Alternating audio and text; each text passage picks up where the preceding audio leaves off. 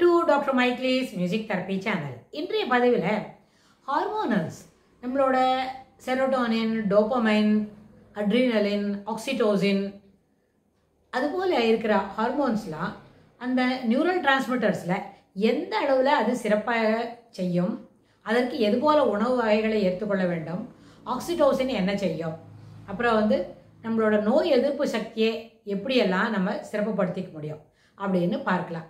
நோய் எதிர்ப்பு சக்தியை சிறப்புப்படுத்திக்கணும் அப்படின்னா அந்த சிறு வயதுலேருந்தே ஒரு 10 வயசு பிள்ளைங்களுக்கு முன்னாடியே இன்னும் எர்லி சைல்ட்ஹுட்லேருந்தே ஒரு 40 வயசு 50 வயசு வரைக்கும் இந்த நோய் எதிர்ப்பு சக்தியை அதிகப்படுத்தக்கூடிய, அதாவது ப்ரொடெக்ஷன் இஸ் மோஸ்ட் ரிக்வயர்ட் ஒன்று, அப்புறம் prevention is better then cure. அது ரெண்டுமே நம்மளுக்கு தெரியும், எல்லாருக்கும் தெரிஞ்ச விஷயந்தான். ஆனால் எப்படியெல்லாம் தடுப்பு செய்துக்க முடியும்?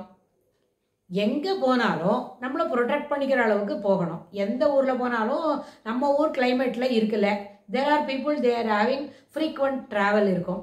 ஆஃபீஸ் விஷயமா வெளியில் போவாங்க, இல்லாட்டி போனால் அவங்களுக்கு பை நேச்சரே ரொம்ப ட்ராவல் பிடிக்கும். எப்போ பார்த்தாலும் வெளியில் போகிறதுனா ரொம்ப விருப்பப்பட்டு போவாங்களா இருக்கும். ஆனால் விருப்பப்பட்டு ஒரு பயணப்படுறாங்க அப்படின்னு சொன்னால் அந்த பயணம் சௌரியமாகவும் ஏற்புடையதாகவும், அதில் எந்த விதமான ரிப்பர்கஷன்ஸ் இல்லாமல் ஆஃப்டர் ட்ராவல் முடிஞ்சோடனே மறுபடியும் நம்ம வீட்டுக்கு தான் வரணும். வீட்டுக்கு வந்தால் அங்கே எந்த விதமான சுகவீனமும் வரக்கூடாது.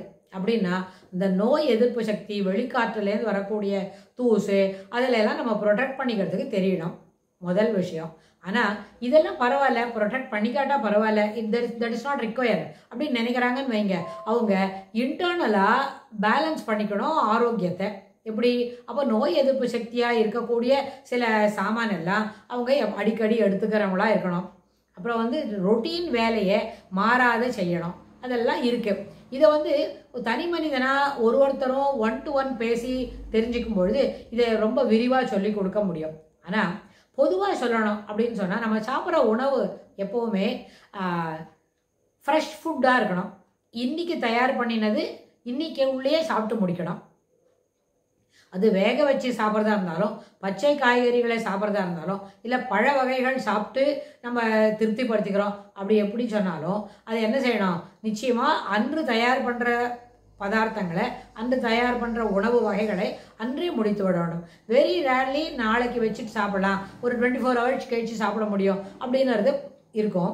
ஆனால் அதுபோல் 24 hours கழிச்சு அது சாப்பிட்ற சாமானாக இருந்தால் அந்த நாள் வரைக்கும் அது கட்டுப்பாகாமல் இருக்கிறதுக்கு உண்டான ப்ரிசர்வேட்டிவ்ஸோ, அது எப்படி அவ்வளோ சுத்தமாக பண்ணினா தயார் பண்ணும்போது அது 30 மணி நேரம் நல்லா இருக்கும், சுவை மாறாமல் இருக்கும் அப்படின்றத தெரிஞ்சுட்டு அதை பண்ணணும்.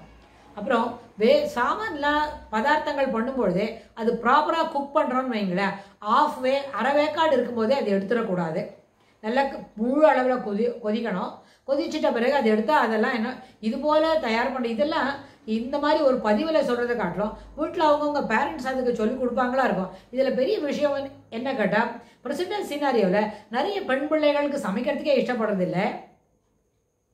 எப்பொழுதும் எதையும் என்ன பண்ணுறாங்க, யாரும் தயார் பண்ணுறாங்க, ஒரு ஹோட்டலில் தயார் பண்ணி கொடுக்கறத வாங்கி சாப்பிட்றதுக்கு ரெடியாக இருக்கிறாங்க.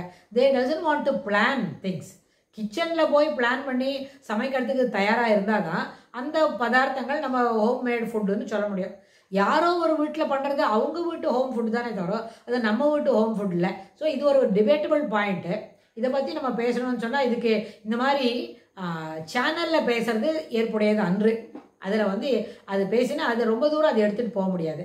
ஆனால் பொதுவாக ஹார்மோனல் இம்பேலன்ஸ் இருக்குது, அதை எப்படி நேரப்படுத்திக்கிறது அப்படின்னு சொன்னால் அது எமோஷ்னல் இம்பேலன்ஸ்க்கும் கூப்பிட்டுக்கிட்டு போகும். எமோஷ்னல் இம்பேலன்ஸ்னு சொன்னால் நேரம் இல்லாத நேரத்தில் சொல்ல முன்னாடியே அவங்களுக்கு விஷயங்கள் தெளிவாக புரியாது, அதுக்குள்ளேயே அவங்களுக்கு என்ன பண்ணுவாங்க, ரிட்ரீட் பண்ணுவாங்க, ஷார்ப்பாக ரிட்ராட் பண்ணுவாங்க. அந்த ரிட்ராட் பண்ணும்போது அதில் என்னவாகும், அந்த வார்த்தைகள் தடிமனாக கூட வரும். நிறைய நேரத்தில் அடிப்படையில் பொறுமையாக குனிஞ்சு நின்று வேலை செய்கிறதுக்கு உடன்பட மாட்டாங்க. அப்படி அவங்க வேலையை அவங்களே செய்யாமல் they want to take some support for other things அப்படிலாம் போகும். இதெல்லாம் அவங்களோட பிஹேவியரில் இருக்கிற ப்ராப்ளம். இது எல்லாமே நம்ம பிஹேவியர் ஸ்கூலில் எப்படி சொல்லி தருவோம்னு கேட்டால் எல்லாமே பிஹேவியர் ப்ராப்ளம் தான். நேராக பழகணும். எஃபிமிசம் சொல்லி சில பாடங்களுக்கு முன்னாடி சொன்னோம். எஃபிமிசம் சொன்னால் சிறப்பான பழக்க நடத்தைகளை எவ்வாறு என்ன பண்ணோம், வளர்த்து கொள்வது அப்படின்னு பார்க்கணும். அடுத்தது இந்த நெக்ஸ்ட் ஸ்டெப் சோஷியல் ஆஸ்பெக்ட்ஸில் எப்படி சோஷியல் இன்டராக்ஷனை நம்ம சிறப்பாக வளர்த்துக்கிறது அதுவும் பார்க்கணும். சோஷியல் இன்டராக்ஷன்ஸில் நம்ம எவ்வளோ how politely we are interacting. சில பேர் என்ன பண்ணுவாங்க, பேசாமே இருந்துடுவாங்க. பேசாமல் இருக்கிறதுன்னு சொன்னால் இட் இஸ் நாட், அது வந்து இன்டராக்ஷன் இல்லை. பேசி பழகினாதான் இன்டராக்ஷன். பேசாமல் அமைதியாக உட்காந்துருந்தா அது பேர் இன்டராக்ஷன் இல்லை. There silence will take you to 3 different aspects of என்ன புரிஞ்சுக்கிறதுக்கு 3 விதமான ஆஸ்பெக்ட்ஸில் இருக்கும். இட் டேக்ஸ் யூ டு 3 விதம். முதல்ல சிலவங்கள்ட்ட ரொம்ப ரிப்ளையே வராது. ப்ராபப்ளி அவங்க வந்து நம்மளை ப்ரையாரிட்டைஸ் பண்ணலை, நம்மளோட பேசுறதுக்கு அவங்க மடிக்கிறாங்க, அப்படி நம்ம எதிர்மறையாக புரிஞ்சிக்க முடியும். சில நேரத்தில் அவங்களுக்கு ரொம்ப ப்ராப்ளம் இருக்குது, அந்த ப்ராப்ளத்துலேருந்து அவங்க வெளியில் வந்த பிறகு நம்ம இன்ட்ராக்ட் பண்ணலாம் அப்படின்னு நினைப்பாங்க. அந்த ப்ராப்ளத்துலேருந்து வெளியிலே வருவாங்களா இல்லையா அதுவே நம்ம கண்டுபிடிச்சிக்க முடியாது. ஆனால் நம்ம நாம் செய்கிற மாதிரி எப்போவும் டெக்ஸ்ட் பண்ணலாம், எப்போவும் பேசலாம், பழகலாம், எல்லாமே செய்யலாம். It may not come back, you don't give the reply அப்படின்னு சொன்னால், யூ டோன்ட் ரிசீவ் த ரிப்ளைன்னு வரும்போது there may be a problem in their personal sense. அவங்களுக்கு அதுலேருந்து அவங்க என்ன பண்ண முடியாது, பேசுறதுக்கு இயலவில்லை என்பதை வெளிப்படையாக சொல்லாமல் இந்த மாதிரி மெசேஜ் அனுப்பாமல், டயல் பண்ணாமல், மொபைலில் பேசாமல் இருப்பாங்க. ஆனால் பேசணுன்ற ஒரு மனம் இருந்ததுன்னா எப்போயாவது ஒரு 2 minutes பேசுறதுக்கு முயற்சி செய்யலாம். அது பேசினா நம்மளுக்கும் அந்த ஒரு சென்ஸ் ஆஃப் சாட்டிஸ்ஃபேக்ஷன் கிடைக்கும். ஆனால் இதை வந்து நம்ம ரிஜெக்ஷன் நினச்சிட்டோன்னு வைங்களேன், இது மாதிரி பேசாமல் இருக்கிறாங்க இல்லை பழகாமல் இருக்கிறாங்க, அதை போய் ரிஜெக்ஷன் நினைக்கிறாங்கன்னு சொன்னால் அது நம்மளோட மூளை எதை எப்படி எடுத்துக்கோன்னு கேட்டால் அது ஒரு பெரிய வலி. ஆப்ரேஷன் பண்ணிட்டா சர்ஜிக்கல் ஊண்டெல்லாம் எப்படி வலிக்கும், சிலப்போ எங்கேயான அடிபட்டுறது, ஃப்ராக்சர், அது எப்படி வலிக்கும் அப்படின்னு சொன்னால் அதுபோல் க்ரூஷியேட்டிங் பெயினாக இருக்கும். சில சமயம் ரிஜெக்ஷன்றத நம்மளோட பிரெயின், அதை மூளை அதை புரிஞ்சிக்கும் பொழுது தவறான ஆஸ்பெக்ட்ஸில் அது புரிஞ்சிடும். ஸோ அது you should not give room to that அப்படின்னு சொன்னால் எப்போவும் எதையும் என்ன பண்ணோம், எளிமையாக எடுத்துக்கொள்வதற்கு முயற்சி செய்ய வேண்டாம். 1. 2வது, நத்திங் இஸ் பர்மனெண்ட். எல்லாமே என்ன பண்ணோம், ஒரு ஃப்ளோவில் போய்கிட்டு தான் இருக்கும். நம்மளுக்கு முடிஞ்சால் you grab it and enjoy it and let it go. Otherwise you are unable to grab it, let it go as it is. There may be some other aspects, இன்னொரு வேறு தானே நம்மளுக்கு கிடைக்கும், அதை பார்த்து நம்மளை அதோட விளையாடிக்கலாம், அதோட என்ன பண்ணிக்கலாம், என்ஜாய் பண்ணலாம், அப்படி இருக்கணும். ஸோ சோஷியல் ஆஸ்பெக்ட்ஸில் இன்டராக்ஷன்ஸ் வரும்போது நிறைய செய்திகளை நம்ம புரிஞ்சிக்க வேண்டி வரும். அப்போது நோய் எதிர்ப்பு சக்தியை தயார் பண்ணிக்கணும், அதிகப்படுத்தணும் அப்படின்னு சொன்னால் இவ இனிமையாக விளையாடி மகிழ்ந்து சந்தோஷப்படுறது வந்து அத்தியாவசியம்.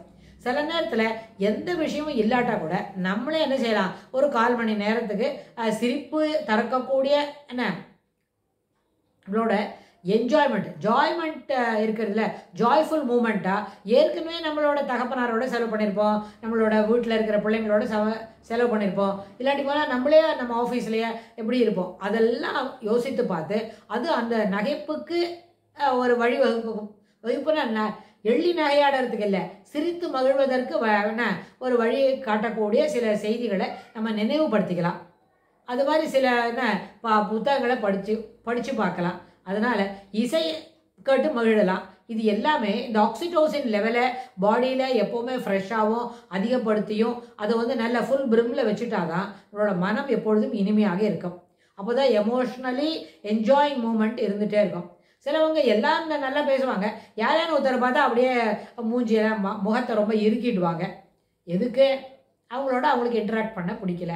ஆனால் அப்படி இல்லையே, இன்ட்ராக்ட் பண்ண வேண்டிய கட்டாயம் இருக்குது அப்படின்னா இது எப்படி இந்த கட்டாயம் வருமா, எங்களுக்கு புரியுது தானே இருக்குன்னு சில பேர் உடனே கேட்பாங்க. இல்லையே, நம்ம ஒரு ஆஃபீஸில் இருக்கிறோம், நம்மளுக்கு இம்மிடியேட் சீனியரோ இல்லை இம்மிடியேட் நம்மக்கிட்ட இருக்கிற சபார்டினேட் ஜூனியரோ நம்மளுக்கு அவங்க செய்கிற வேலை பிடிக்கலன்னு வைங்களேன், இல்லை நம்மள அவங்களுக்கு பிடிக்கல, வாட் எவர் இட் இஸ், இந்த போத் தி வேஸ் வைசி வர்ஸாக இருந்தால் நம்ம அவங்களோட இன்ட்ராக்ட் பண்ணி தான் ஆகணும். ஸ்டில் வி ஆர் இந்த சேம் டிபார்ட்மெண்ட், அவங்களோட நம்ம இன்ட்ராக்ட் பண்ணி தான் ஆகணும். We cannot escape. அந்த ஆஸ்பெக்டில் பார்க்கும்போது even though it is only flow, இந்த ட்ராமாவில் கொஞ்ச நேரம் அது நம்ம அடிக்கடி இந்த ஃப்ரேஸை பயன்படுத்துகிறோம். Life is not rehearsal, is what we make of it, is a live event. இந்த லைவ் ஈவெண்ட்னு வரும்போது தொடர்ந்து அதே இருந்துட்டு இருக்காதுல்ல, it is a flow, it move on its own because nothing is permanent, everything is temporary அப்படின்ற மாதிரி ஒரு மைண்ட் செட்டெல்லாம் வளர்த்துட்டா அது தானாக போய்கிட்டு இருக்கோம். இந்த டிபார்ட்மெண்ட்டில் இப்போ இருக்கும்பொழுது இவங்களோட நம்ம பழகித்தான் ஆகணும் இந்த 8 ஹவர்ஸு. ஆனால் இந்த 8 மணி நேரம் தாண்டின பிறகு நம்ம இவங்களோட பழக வேண்டாமே. ஒரு நாளில் இருக்கிற 24 மணி நேரத்தில் ஒரு 8 மணி நேரம் நம்ம வீட்டில் படுத்துட்டு உறங்கிடுவோம். ஒரு 6 to 7 மணி நேரம் போல் வீட்டில் இருப்போம். 2 மணி நேரம் ட்ராவல் போகும். அப்படின்னா பாக்கி இருக்கிற 8 ஹவர்ஸ் தான் இவங்களோட பழகணும். அதில் கூட how we can reserve our self in communicating with them அப்படின்ற ஒரு சின்ன பிளான் போட்டுக்கிட்டா நம்மளோட இனிமையாக பழகுவதற்கு இனிமையாக இல்லாதவர்கள் கூட அவங்களோட பழகணும்னு சொன்னால் அதை நம்ம ஒரு என்ன பண்ணிக்கலாம், ஒரு குறிப்பிட்ட நேரத்துக்கு அதை குறைச்சிக்கலாம், அதை ரெடியூஸ் பண்ணலாம். அது மாதிரி வரும்பொழுது நிச்சயமாக எந்த விதமான இக்கட்டான சூழ்நிலையாக இருந்தாலும் பழக முடியல அப்படின்னா பழகுவதை குறைத்து கொள்ளலாம், பழகுவதை தவிர்த்து விடலாம். ரெண்டுமே செய்ய முடியும். அப்புறம் சிலவங்களுக்கு பேச தெரியாது அப்படின்னு சொன்னால் ஏன் பேச தெரியாது, தவறாக பேசுவாங்க. They want to hurt people by nature. வார்த்தையை சொல்ல துவங்கினாலே அவங்க வந்து தவறாக தான் பேசுவாங்க. அப்படின்னா அந்த நேரத்தில் அதை நம்ம என்ன பண்ணலாம், simply we can ignore it, we can simply avoid it அப்படின்னு. ஸோ இந்த ஆக்சிடோசினை நம்மளுக்கிட்ட மேலே வளர்த்துக்கணும்னு சொன்னால் இது போல் நெகட்டிவ் ஆஸ்பெக்ட்ஸில் இருக்கவங்களோட பேசுறதை நிச்சயமாக குறைச்சிடலாம். இதே மாதிரி இதில் டோபமைன் எப்படி என்ஹான்ஸ் பண்ணிக்கணும், ஒரு வேலையை நமக்கு கண்டிப்பாக முடிச்சுடுறோம், அந்த வேலையை பக்காவாக முடிச்சுக்கிறோம் அப்படின்னா அது சிறப்பான ஒரு டோபமைன் சொன்னால் ஒரு சென்ஸ் ஆஃப் சாட்டிஸ்ஃபேக்ஷன் அது கொடுக்கும். எப்போவுமே நம்ம செய்கிற வேலையில் கடினமான உழைப்பாக இருந்தாலும் இனிமையாக ஜஸ்ட் லைக் தட் போகிறோம், பக்கத்துலேருந்து ஒரு 2 ஃபீட்லேருந்து சில எட்டி சாமான் கனமானது எடுக்கிறோம், 2 ஃபீட்டு அவ்வளோதான். அப்படி எடுக்கிறோம்னு சொன்னால் அது நம்மளுக்கு எடுத்துக்கிட்டு ஒரு திருப்தி கொடுக்குறதுன்னு வைங்க, அதுவே நம்மளுக்கு வந்து என்ன பண்ணோம், டோபமைன் லெவலை அதிகப்படுத்தி கொடுக்கும். அதாவது எப்பொழுதும் திருப்தியாக இருக்க வேண்டும், மனம் நிரம்பி இருக்க வேண்டும், பொறுமையாக இருக்கணும். அடுத்தது வந்து சென்ஸ் ஆஃப் சாட்டிஸ்ஃபேக்ஷனை வளர்த்துக்கணும். இன்றைக்கு இது போதும் என்ற மனமே பொன் செய்யும் மருந்து இருக்கு இல்லவா, அதுபோல் போதுமே இது it is sufficient for today. What is that exactly we are in need of it.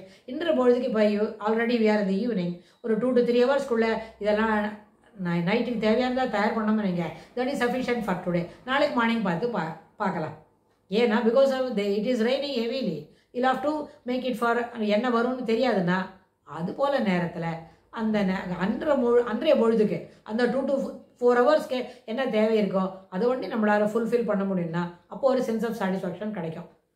There is no second ஒப்பீனியன்லாம், இன்னொரு தாட் ப்ராசஸ்லாம் வேண்டாம், அதுவே சென்ஸ் ஆஃப் சாட்டிஸ்ஃபேக்ஷன் கொடுக்கணும். அந்த நேரத்தில் நம்மளோட டோபமைன் லெவல் அதிகமாக இருக்கும். சரி, இன்னைக்கு போது we are safe and comfort அப்படின்றது தோணும். ஸோ இது போல் ஒரு நேரத்திலும் அன்றாட வாழ்வில் நம்ம செய்யக்கூடிய சில செயல்கள், நம்ம பழகக்கூடிய மனிதர்கள், அப்புறம் நம்ம தெரியுமா அதுக்கு கிடைக்கக்கூடிய ரிப்ளை, அதுவே நம்மளுடைய ஹார்மோனல் லெவலை சிறப்பப்படுத்தும். இதே நேரத்தில் சில சமயத்தில் தவறான ரிப்ளை நம்மளுக்கு கிடைக்கிறதுனா அதுவும் நம்மளை பாதிக்கும். அது எப்படி பாதிக்கும்ன்றதை பற்றி அடுத்த பதிவில் பார்க்கலாம். ஆனால் அதுபோல் பாதிப்புகள் நிகழ்கிறது என்னும்பொழுது அதை simply ignore it, you kindly let it flow away from you. அப்படி ஒரு மனப்பான்மையை வளர்த்துட்டா கூட அது கூட சிறப்பு செய்யும் அப்படின்னு சொல்லி இந்த பதிவை நம்ம நிறைவு செய்கிறோம். இதுக்கு தொடர்புடைய செய்திகளை வரப்போகிற பகுதிகளில் பார்க்கலாம்.